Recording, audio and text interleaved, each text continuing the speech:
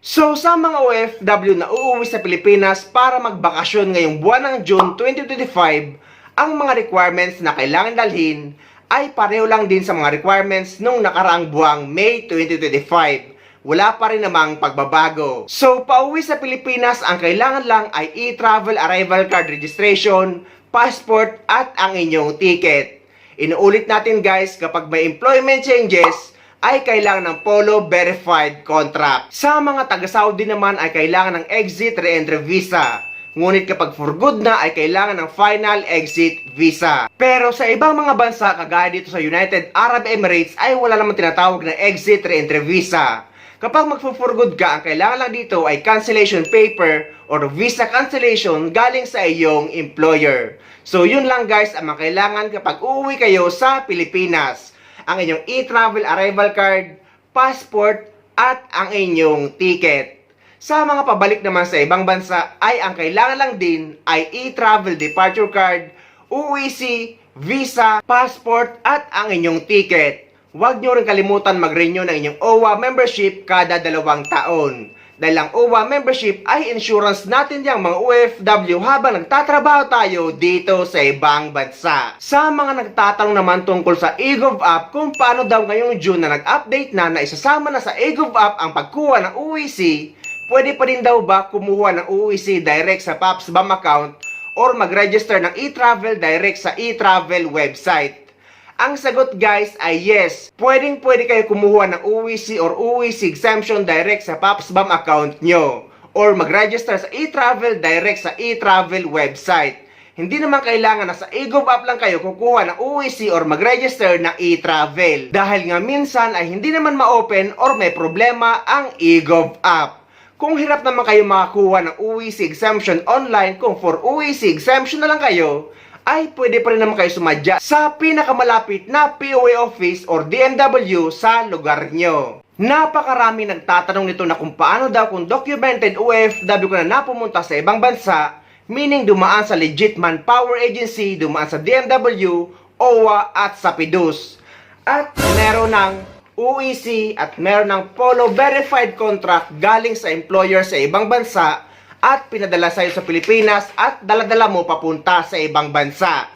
Ang tanong nila, kailangan pa daw ba magpa-verify na kontrata kung uuwi sa Pilipinas at babalik lang din sa parehong employer? Ang sagot guys, basta isa kang documented OFW na pumunta sa ibang bansa, meaning meron kang UEC, meron kang Polo Verified Contract galing sa employer mo sa ibang bansa, at uuwi ka, babalik ka muli sa parehong employer at walang employment changes. Hindi mo na kailangan pa ng panibagong Polo Verified Contract dahil nga verified na ang kontrata mo bago ka pa pumunta dito sa ibang bansa at daladala mo yan sa iyong biyahe. Kagaya dito sa isang kasamahan namin na bago na 1 taon pa lang dito na tinignan ko ang kanyang mga dokumento. Meron siyang Polo Verified Contract at binigay sa kanya ng kanyang agency ang kanyang PAPSBAM account. Eto pa guys, wag niyong kakalimutan na hingin ang PAPSBAM account nyo sa inyong agency. Dahil madalas sila ang gumagawa ng inyong PAPSBAM account para kumuha ng inyong UEC. Dahil kapag uuwi kayo para sa inyong bakasyon at babalik lang din sa inyong employer, ay sa inyong PAPSBAM account na kayo mag-a-acquire ng inyong UEC exemption. Pero kung hindi nyo naman hawak ang inyong PAPSBAM account, ay wala man din problema dahil pwede kayo sumadya sa pinakamalapit na POA office sa inyo para ma-retrieve nyo ang account nyo at magpaprint ng UEC exemption. This one, the same pa rin yung ano nila, yung 80% which are already exempted in taking OEC, exempted in the sense that they're going back to the same country, the same employer, and yung contract na the same pa rin. Pero clear sa immigration yon ha? Yes pa. Ito po yung tinatawag nating balik manggagawa or returning workers, no? Ito pong balik manggagawa, sila po yung dati nang nagtrabaho sa abroad, meron po silang valid employment contract at nagbakasyon lang panandalian sa Pilipinas at muli pong babalik sa kanilang employers, no? Sila po ay mga OEC exempt. Kung kayo naman po ay balik manggagawa, online na po ito. Kung babalik po kayo sa inyong dating pinagtatrabahuhan, meron na pong tinatawag na OEC Exemption Certificate na inyo na pong makukuha sa sarili ninyong online account sa Department of Migrant Workers. Hindi nyo na po kailangang pumunta dito sa amin dahil dire-diretso po yung pagkuha ng OEC sa inyong online account. Clarification purposes lang po because not everybody has a smartphone. How do we accommodate those who do not own smartphones? Lalo na po yung mga senior citizens po natin.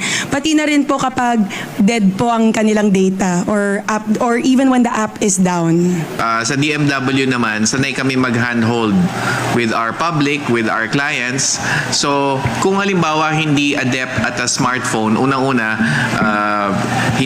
nabagi ko nga kanina, pwede pa rin yung internet-based systems that preceded the smartphone app, no?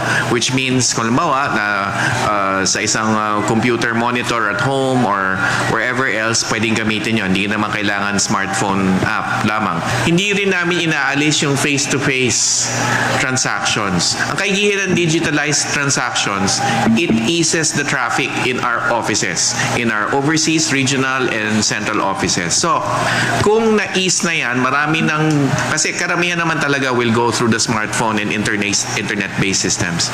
So that means, pwede na si senior citizen OFW, mas komportable na ang aming facilities ng face-to-face transactions or assistance that we could provide.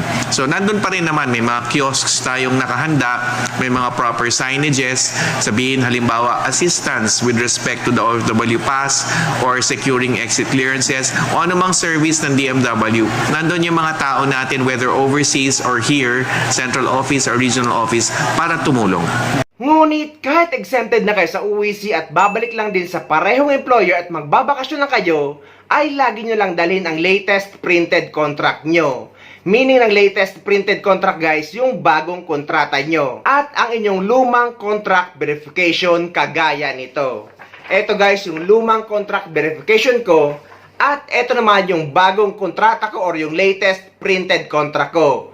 So kung i-compare nyo yung dalawang yan ay pareho lang naman. Ang pinagkaiba lang, ito ay verified at ito ay hindi dahil bagong kontrata ito. Pero halos lahat ng detalye dito ay iisa lang. Kaya hindi nyo na kailangan pa magpa-verify ng kontrata kung uuwi kayo at babalik lang din sa parehong employer kung isa kayong documented OFW. Ngunit saan daw ba kinukuha ang latest printed contract or ang bagong kontrata?